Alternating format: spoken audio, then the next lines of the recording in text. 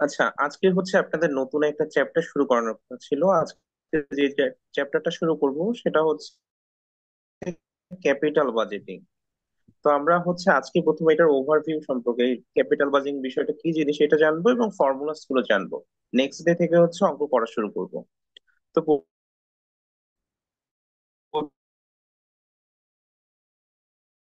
প্রথমে হচ্ছে capital budgeting অর্থ হলো একটি ব্যবসা শুরু করার আগ হতে পারে যে শাখা খোলা, মেশিন ক্রয় করা, অথবা নতুন কোন প্রোডাক্ট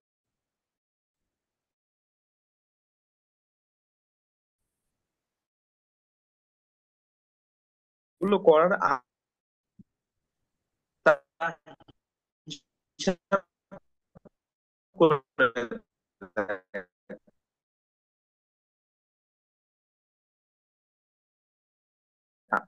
এতে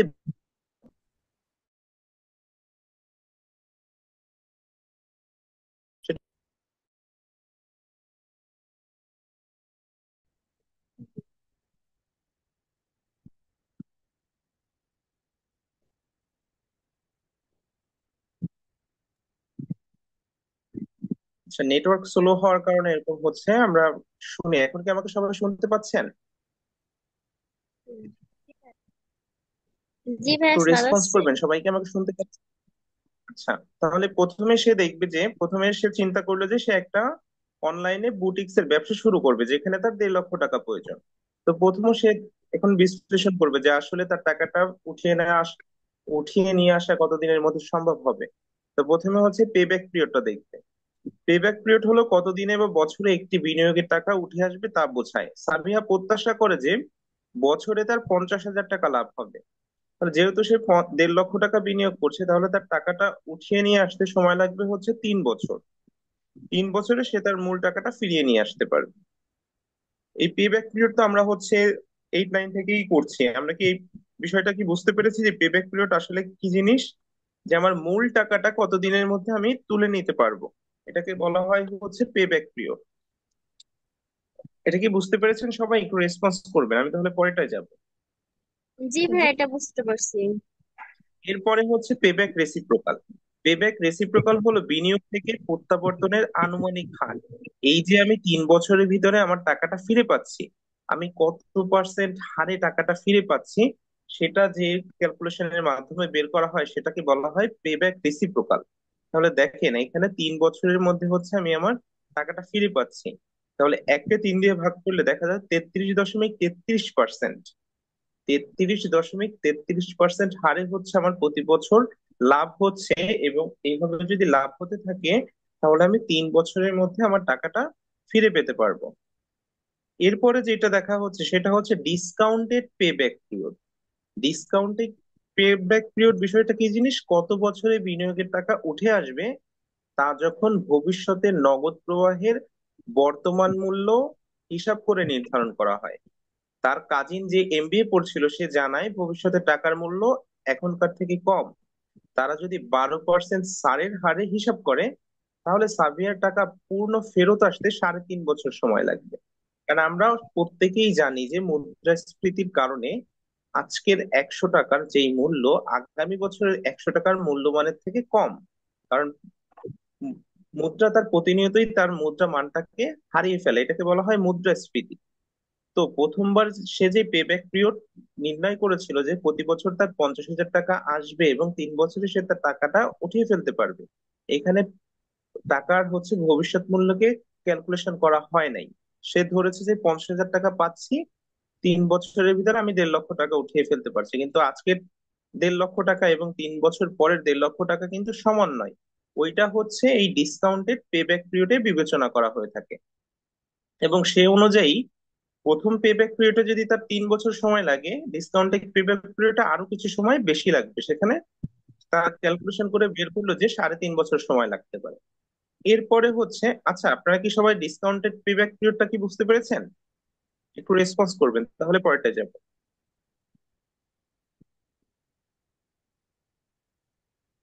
আপনারা কি সবাই আমাকে শুনতে পাচ্ছেন? জি ভাইয়া বুঝতে পারছি। ওকে, তাহলে এবার হচ্ছে সারপ্লাস লাইফ। সারপ্লাস লাইফটা কোন? কোনটাকে বলা হয় কোনো সম্পদের মূল সময়সীমা শেষ হওয়ার পরও যতদিন তা ব্যবহার থাকে। সাবিহা চিন্তা করলো যে তার ব্যবসাটা 7 বছর ধরে চলবে। তো তাহলে 3.5 বছরে তো সে তার টাকাটা ফিরে পাচ্ছে। তো বাকি যেই 3.5 বছর থাকবে ওইটাই হচ্ছে সারপ্লাস লাইফ। আর দুইটা উদাহরণ বোঝানো হবে, তারপরে আমরা অঙ্কে চলে যাব, মানে ফর্মুলাস এর ভিতরে চলে যাব। এরপরে হচ্ছে রিটার্ন অন ইনভেস্টমেন্ট। ইনভেস্টমেন্ট করার পরে সে যে রিটার্নটা পাচ্ছে সেটা বের করে একটি বিনিয়োগ থেকে কত লাভ হয়েছে তা শতাংশের মাধ্যমে পরিমাপ করার একটি পদ্ধতি। সাবিহা 7 বছরে মোট 3.5 লক্ষ টাকা লাভ করে, কারণ সে চিন্তা করেছিল যে তার প্রতি বছর 50,000 টাকা করে লাভ হতে পারে। সেই অনুযায়ী তার বিজনেসটা যদি 7 বছর ধরে চলে তাহলে 5 7 35, দ্যাট মিনস দ্যাট হচ্ছে আপনার 3.5 লক্ষ টাকা তার লাভ হবে 7 বছরে। তো 3.5 বছরে 7 বছরে হচ্ছে 3.5 লক্ষ টাকা যদি তার ইনকাম হয়, তার বিনিয়োগ ছিল হচ্ছে 1.5 লক্ষ টাকা। এটাকে মাইনাস করে 1.5 লক্ষ দিয়ে ভাগ করলে যেটা আসে সেটা হচ্ছে তার ROI, রিটার্ন অন ইনভেস্টমেন্ট। তার রিটার্ন অন ইনভেস্টমেন্ট হচ্ছে 133%। অর্থাৎ সে যত টাকা বিনিয়োগ করেছিল অত টাকা তো উঠে যাচ্ছে, উল্টা আরো 133% তার লাভ হচ্ছে। আর এভারেজ রেট অফ রিটার্ন একটি প্রকল্প থেকে গড় বার্ষিক লাভের ভিত্তিতে বিনিয়োগের লাভের হার নির্ধারণের একটি পদ্ধতি। অর্থাৎ তার প্রতি বছর লাভ হচ্ছে, প্রতি বছর তার গড়ে লাভ হচ্ছে 50,000 টাকা, যেটা সে প্রথমেই ভেবেছে যে প্রতি বছরই তার 50,000 টাকা লাভ হবে। আর তার ইনিশিয়াল বিনিয়োগ ছিল হচ্ছে 1.5 লক্ষ টাকা। 50,000কে 1.5 লক্ষ দিয়ে ভাগ করে 100 দিয়ে গুণ করলে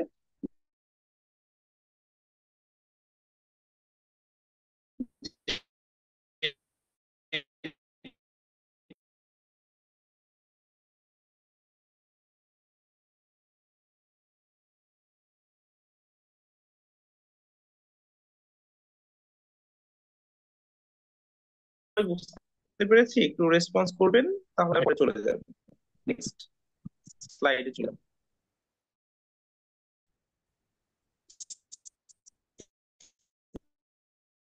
আপনারা কি এতটুকু সবাই বুঝতে পেরেছেন?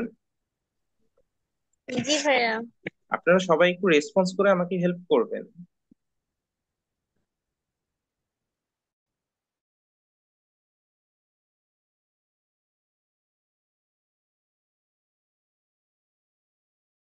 এবার হচ্ছে আমরা অঙ্কে চলে যাচ্ছি। তো মূলধন বাজেটিং অঙ্কে হয় ঠিক গেলে প্রথমত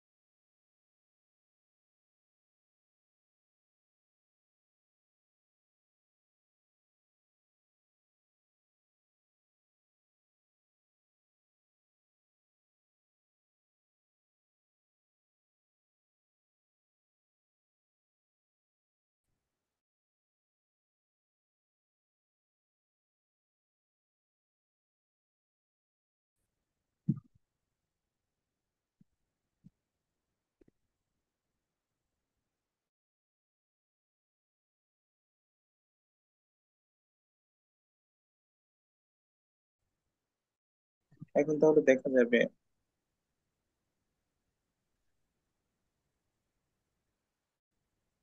আচ্ছা, এখন কি দেখা যাচ্ছে? জি ভাইয়া। জি। আচ্ছা আচ্ছা, ওকে। তাহলে ক্যাপিটাল বাজেটিং এর অঙ্ক করতে হলে আমাদের প্রথমে দুইটা ওয়ার্কিং করতে হবে। একটা হচ্ছে আমাদের ডেপ্রিসিয়েশন বের করতে হবে, আর একটা হচ্ছে এনসিও অর্থাৎ নিট ক্যাশ আউটলে বের করতে হবে। তো ডেপ্রিসিয়েশন বের করার সূত্রটা হচ্ছে টোটাল কস্ট থেকে স্যালভেজ ভ্যালুকে বাদ দিতে হবে এবং লাইফ টাইম দিয়ে ভাগ করতে হবে। আমরা কি জানি যে স্যালভেজ ভ্যালু বিষয়টা আসলে কি জিনিস?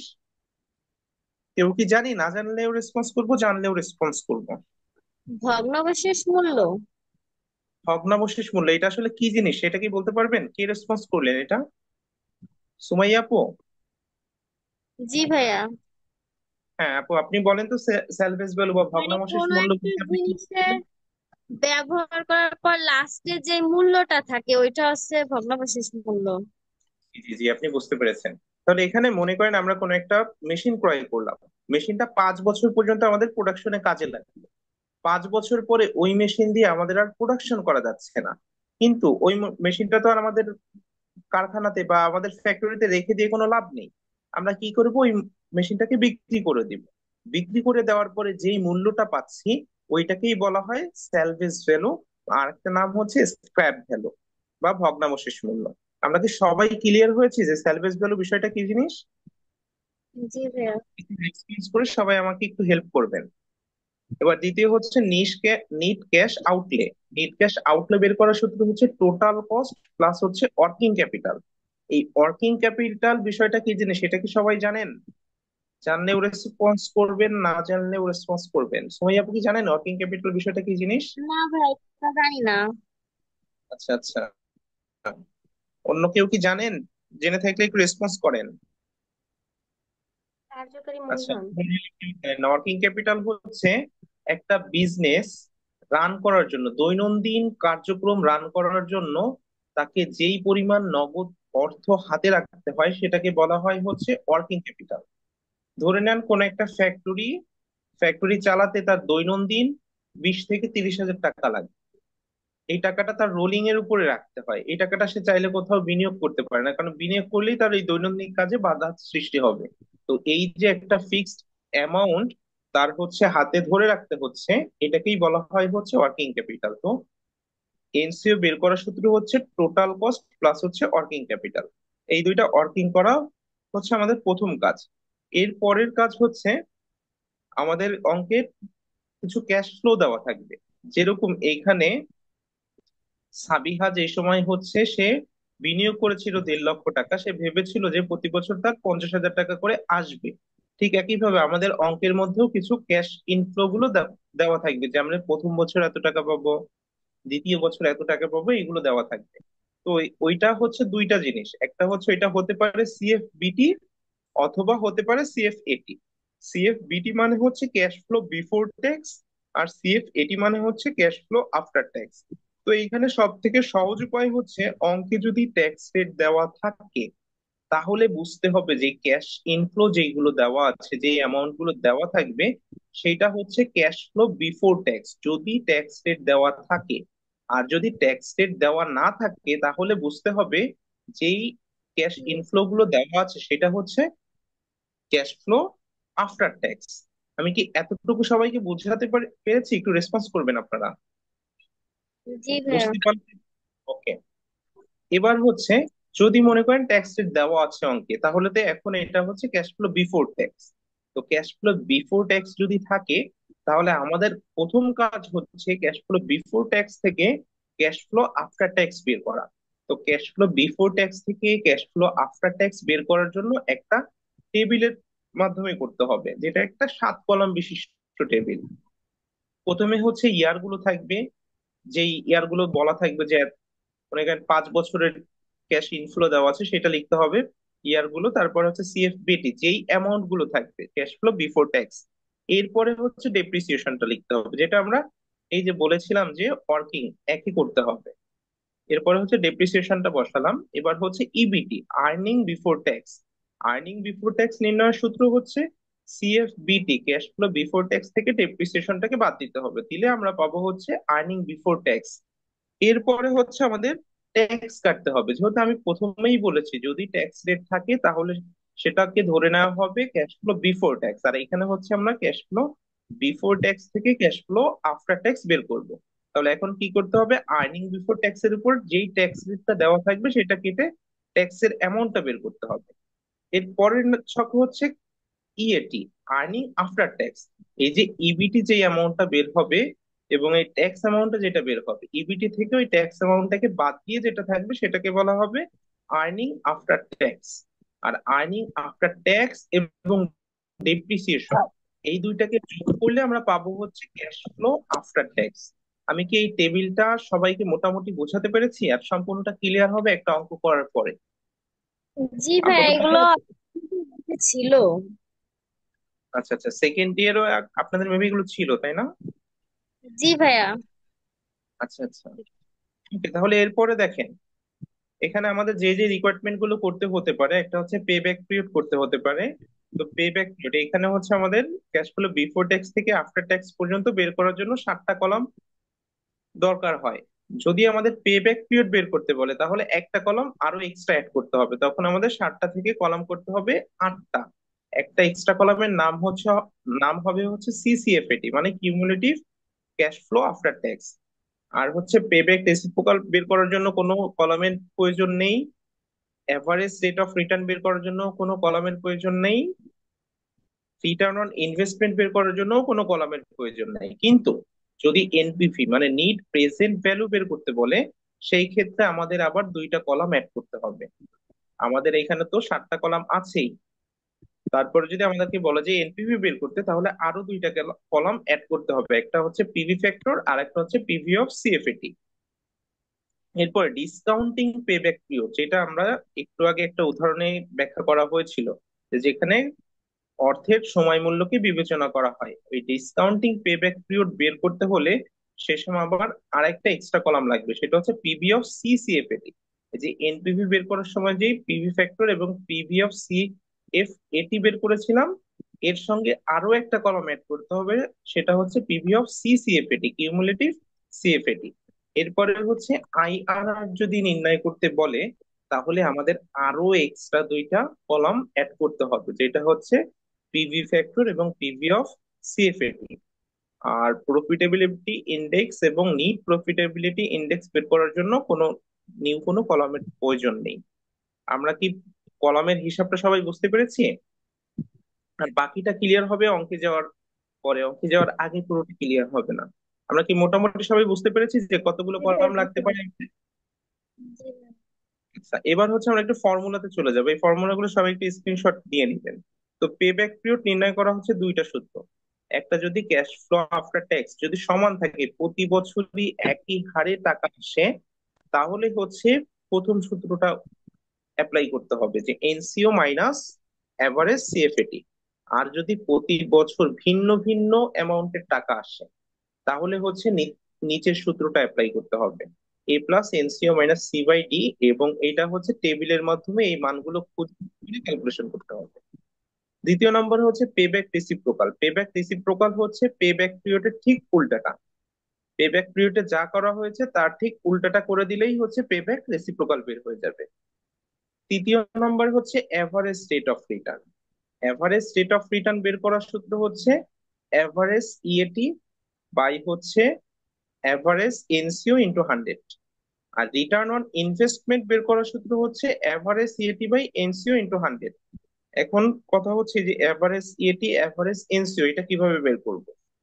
এভারেজ ইএটি বের করার সূত্র হচ্ছে টোটাল ইএটি। টোটাল ইএটি কোথায় পাবো?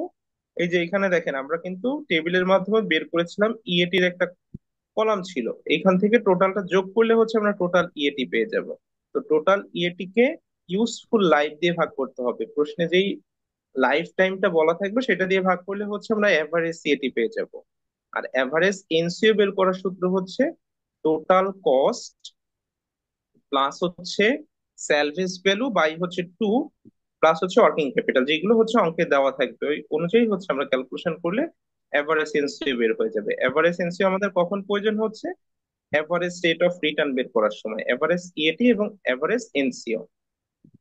এরপরে নিচে যে সূত্র আছে সেটা হচ্ছে নিট প্রেজেন্ট ভ্যালু বের করার সূত্র। প্রথম যেটা আছে এটা হচ্ছে টেবিলের মাধ্যমে যদি আমরা বের করি, এই যে এখানে যে টেবিলের কথাটা উল্লেখ করা হলো এবং এখানে যে এক্সট্রা ইনফরমেশন দেওয়া হলো, এই অনুযায়ী যদি আমরা বের করি, তাহলে হচ্ছে এই সূত্রে অ্যাপ্লাই করতে হবে, যে টোটাল পিভি অফ সিএফএটি থেকে এনসিও কে মাইনাস করলেই হচ্ছে আমরা নিট প্রেজেন্ট ভ্যালু পেয়ে যাব।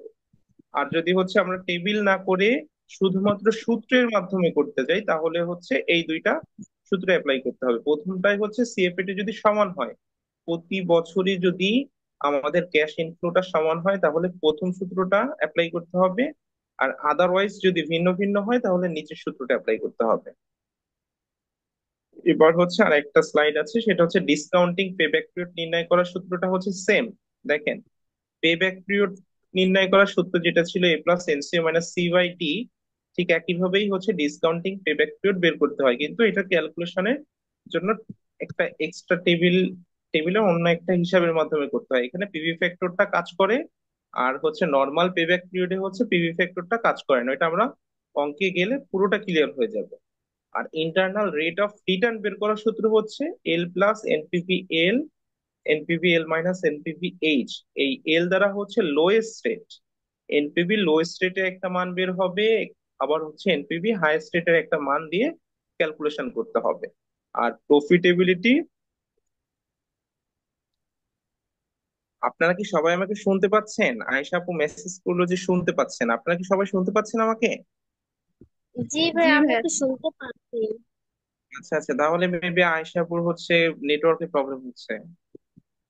আচ্ছা, এই ক্লাসটা রেকর্ডেড আছে, কোনো প্রবলেম নেই, আপনারা এটা রেকর্ডেডও দেখে নিতে পারবেন। এরপরে হচ্ছে প্রফিটেবিলিটি ইন্ডেক্স বের করার সূত্র হচ্ছে TPV, total present value by হচ্ছে এনসিও। টিপিভি আমি কোথায় পাবো? এই যে আমরা যে সময় হচ্ছে আপনার এই যে পিভি ফ্যাক্টর আর পিভি অফ সিএফএটি বের করব, এইখান থেকেই হচ্ছে আমরা টিপিভিটা পাবো। আপনারা জাস্ট সূত্রটা মনে রাখবেন, টিপিভি বাই এনসিও ইন্টু 100, আর নিট প্রফিটেবিলিটি ইন্ডেক্স হচ্ছে NPV by NCO into 100। Surplus life বের করার সূত্র হচ্ছে টোটাল লাইফ থেকে, অঙ্কে যে টোটাল লাইফটা থাকবে সেটা থেকে পে ব্যাক পিরিয়ডটাকে মাইনাস করে দিলেই হচ্ছে আমাদের সারপ্লাস লাইফ পেয়ে যাব। আর সারপ্লাস ক্যাশ ফ্লো হচ্ছে total CFAT, cash flow after tax থেকে এনসিও কে বাদ দিতে হবে এবং স্যালভেজ ভ্যালুকে যোগ করতে হবে। আর index of surplus cash flow এটা বের করার সূত্র হচ্ছে সারপ্লাস ক্যাশ ফ্লো, যেটা এই যে উপরে ক্যালকুলেশন করা হয়েছে ওইটা বাই হচ্ছে এনসিও ইন্টু 100। তো আজকে হচ্ছে আপনাদের এই সূত্রটাই শুধুমাত্র বুঝালাম, নেক্সট ক্লাস থেকে হচ্ছে আপনাদের ম্যাথের মধ্যে চলে যাব। তো আপনাদের এই এতটুকু বিষয় বুঝতে কারো কোনো কোশ্চেন থাকলে আমাকে করতে পারেন, যদি কারো বুঝতে কোথাও প্রবলেম হয়ে থাকে। ভাইয়া, আইআর এর যে সূত্রটা, ওইটা দ্বিতীয় বর্ষে আমরা যে সূত্র অ্যাপ্লাই করে করছি ওইটা দিয়ে করা যাবে? দ্বিতীয় বর্ষে কোন সূত্রে অ্যাপ্লাই করেছিলেন আপনি? সেটা কি ভাইয়া, মনে আছে আপনার? কিন্তু আমার মনে আসতেছে না। আচ্ছা আচ্ছা, তো সমস্যা নাই, আপনি হচ্ছে যদি মনে আসে সেটা হচ্ছে আপনি গ্রুপে এটা সাবমিট করে আমাকে মেনশন করে দিবেন, আমি এটা দেখবো। যদি ওইটা থেকে হয় তাহলে আমি এটা বলে দিব। আর না হলে আমি এখানে যেভাবে শিখাবো সেটা আপনারা খুব সহজেই বুঝতে পারবেন আশা করা যায়। ঠিক আছে। আর কারো কোনো কোশ্চেন আছে? আকাশ ভাইয়া কি বুঝতে পেরেছেন আজকের লেকচারটা?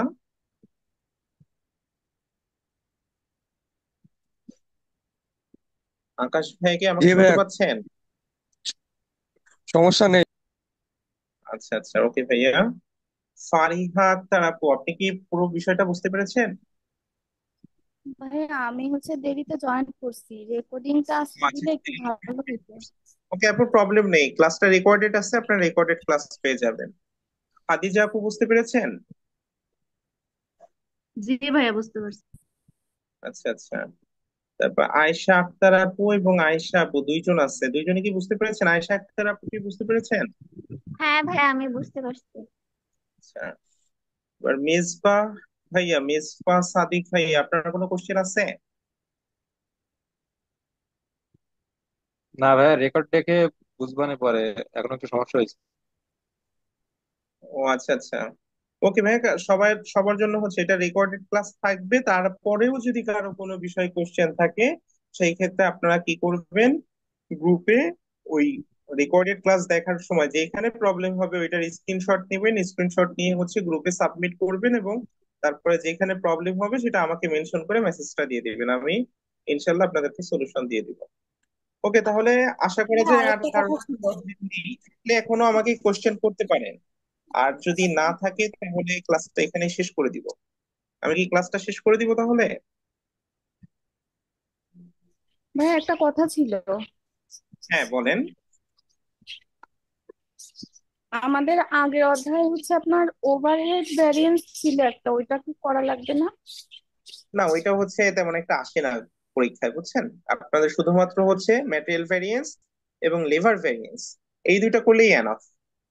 ওভার ভ্যারিয়েন্স হচ্ছে আপনাদের পরীক্ষায় তেমন একটা আসে না, আসে আসে না বললেই চলে। জি বুঝতে ভাইয়া, ঠিক পেরেছেন? আছে। ওকে। জি ভাইয়া। ওকে, তাহলে আজকের ক্লাসটা এখানেই শেষ করে দিচ্ছি। সবাই ভালো থাকবেন, থ্যাংক ইউ আপনাদের।